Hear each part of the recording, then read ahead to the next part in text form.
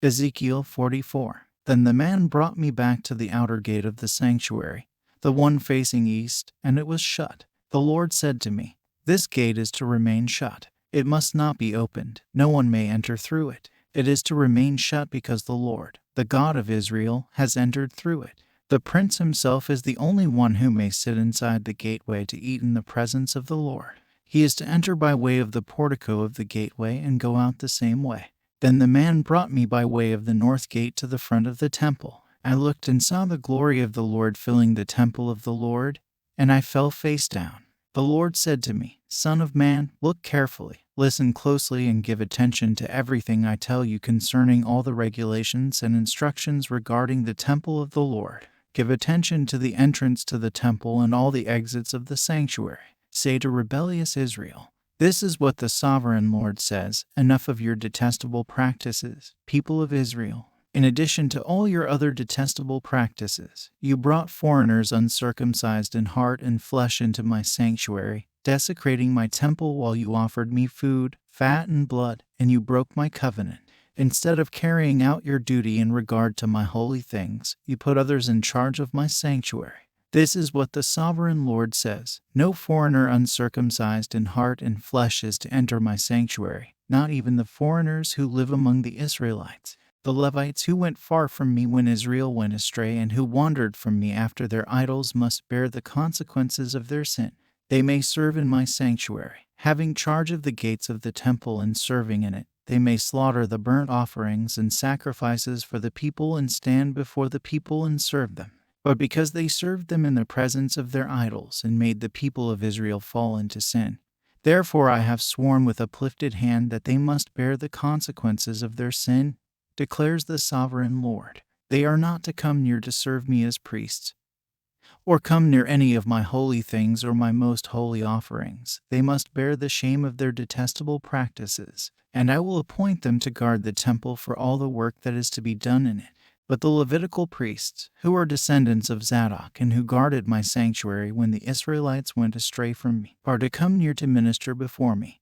They are to stand before me to offer sacrifices of fat and blood, declares the sovereign Lord. They alone are to enter my sanctuary. They alone are to come near my table to minister before me and serve me as guards. When they enter the gates of the inner court, they are to wear linen clothes. They must not wear any woolen garment while ministering at the gates of the inner court and inside the temple. They are to wear linen turbans on their heads and linen undergarments around their waists. They must not wear anything that makes them perspire. When they go out into the outer court where the people are, they are to take off the clothes they have been ministering in and are to leave them in the sacred rooms, and put on other clothes, so that the people are not consecrated through contact with their garments. They must not shave their heads or let their hair grow long, but they are to keep the hair of their heads trimmed. No priest is to drink wine when he enters the inner court. They must not marry widows or divorced women.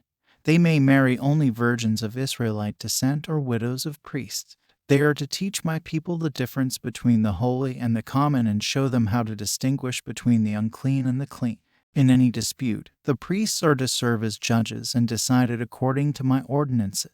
They are to keep my laws and my decrees for all my appointed festivals, and they are to keep my Sabbaths holy. A priest must not defile himself by going near a dead person. However, if the dead person was his father or mother, son or daughter, brother or unmarried sister, then he may defile himself. After he is cleansed, he must wait 7 days. On the day he goes into the inner court of the sanctuary to minister in the sanctuary, he is to offer a sin offering for himself, declares the sovereign Lord. I am to be the only inheritance the priests have. You are to give them no possession in Israel. I will be their possession. They will eat the grain offerings, the sin offerings, and the guilt offerings, and everything in Israel devoted to the Lord will belong to them. The best of all the first fruits and of all your special gifts will belong to the priests.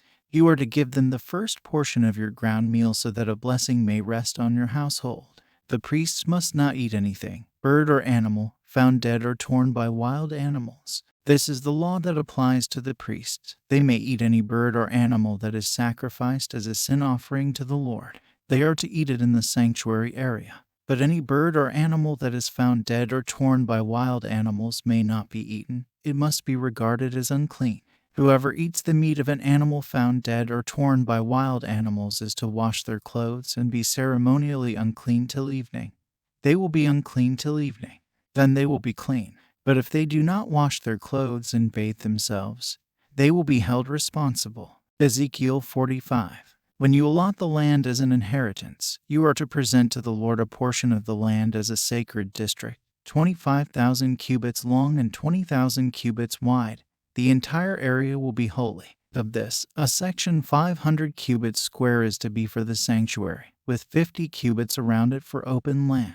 In the sacred district, measure off a section 25,000 cubits long and 10,000 cubits wide, and it will be the sanctuary, the most holy place. It will be the sacred portion of the land for the priests, who minister in the sanctuary and who draw near to minister before the Lord. It will be a place for their houses as well as a holy place for the sanctuary. An area 25,000 cubits long and 10,000 cubits wide will belong to the Levites, who serve in the temple as their possession for towns to live in.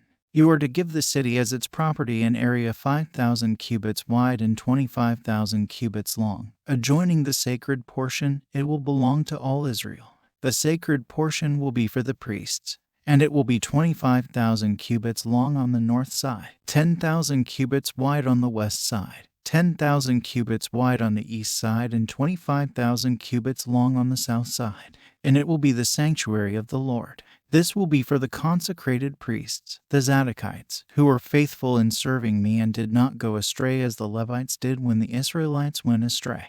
It will be a special gift to them from the sacred portion of the land, a most holy portion, bordering the territory of the Levites. Alongside the territory of the priests, the Levites will have an area 25,000 cubits long and 10,000 cubits wide.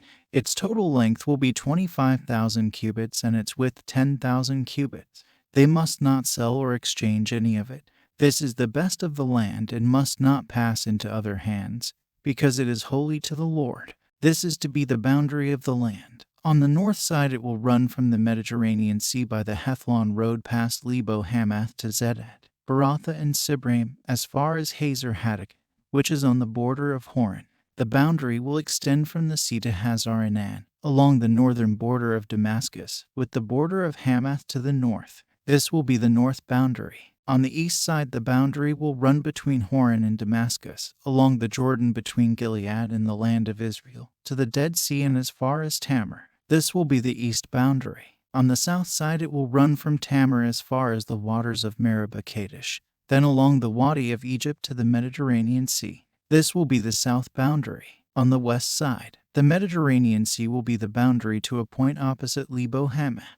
This will be the west boundary. You are to distribute this land among yourselves according to the tribes of Israel. You are to allot it as an inheritance for yourselves and for the foreigners residing among you and who have children. You are to consider them as native-born Israelites. Along with you they are to be allotted an inheritance among the tribes of Israel. In whatever tribe a foreigner resides, there you are to give them their inheritance, declares the sovereign Lord.